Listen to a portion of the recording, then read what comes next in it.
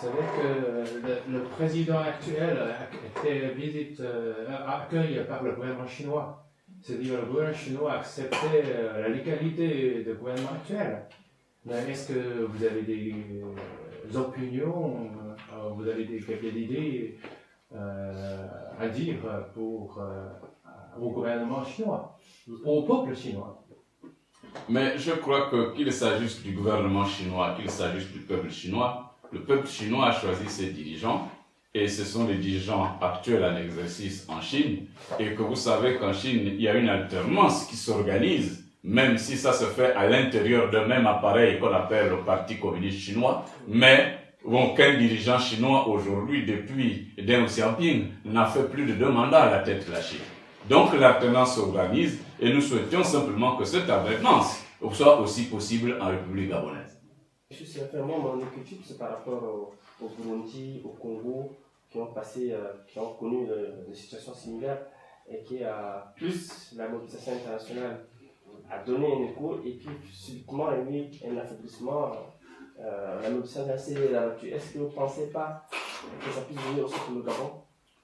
Je ne souhaite pas que ça vienne pour le Gabon et je souhaite que la communauté internationale ne puisse pas laisser que le chaos s'installe au Gabon. C'est la seule chose que je puis dire. Personne n'aura y gagné. Le peuple gabonais en souffrira dans sa chair et dans son psyché, mais en même temps, la communauté internationale et plusieurs opérateurs économiques et plusieurs États dans le monde ont des intérêts matériels et stratégiques en République gabonaise et dans la sous-région d'Afrique centrale. Le Gabon est jusqu'à présent la soupape de sécurité, l'îlot de paix, entouré des situations qui, si cette soupape de sécurité, si cette digue cède, ça pourrait embraser l'ensemble de la sous-région de l'Afrique centrale, faire en sorte qu'il y ait une capillarisation de l'insécurité et de la souffrance subie par les Gabonais vers d'autres pays. Je ne suis pas sûr que c'est le souhait de la communauté internationale. On a l'impression quand même qu'à part une condamnation ou un appel au recomptage, enfin, c'est un peu pour la forme, un soutien, disons, à la démocratie, que ni les Occidentaux ni les États-Unis ils seraient prêts à faire ce que vous dites, par exemple, des sanctions ou d'aller plus loin dans l'ingérence, si on veut dire. Donc, quel est votre pronostic pour ce qui peut se passer dans les semaines à venir? Il n'y a pas de l'ingérence en pareille circonstance. Il s'agit simplement de mettre en œuvre le principe de la responsabilité de protéger, qui est un principe accepté par le droit onusien. Le principe de non-intervention est entouré de plusieurs exceptions, dont la dernière exception, c'est la responsabilité de protéger un peuple en danger, un peuple opprimé par des dirigeants autoproclamés par des tortionnaires. Mais avant cette exception dernière, il y a plusieurs exceptions. L'autorisation du Conseil de sécurité des Nations Unies peut faire en sorte qu'une intervention soit une intervention légitimement, internationalement légitime. Il y a également les interventions humanitaires qui sont prévues également comme étant des exceptions au principe de non-intervention. Il y a les interventions d'humanité, notamment pour qu'un pays étranger puisse aller intervenir dans un autre pays pour sauver ces nationaux qui seraient en danger dans un pays étranger. Tout cela, c'est des panoplies d'exceptions prévues par le droit international.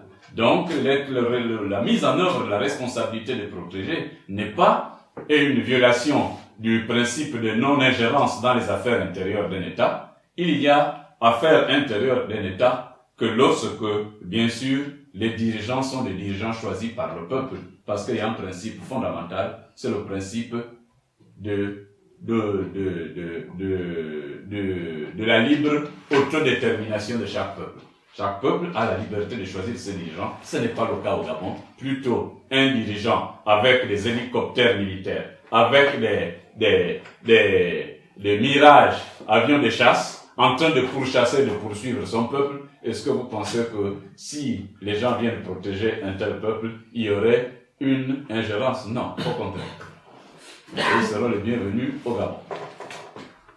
Qu'est-ce que vous pensez que le rôle de Gabon, si votre pays s'installe une vraie démocratie. Mais cette vraie démocratie va s'installer et le processus est en cours. Ouais. La souveraineté d'un peuple déterminé ne peut pas être prise en otage.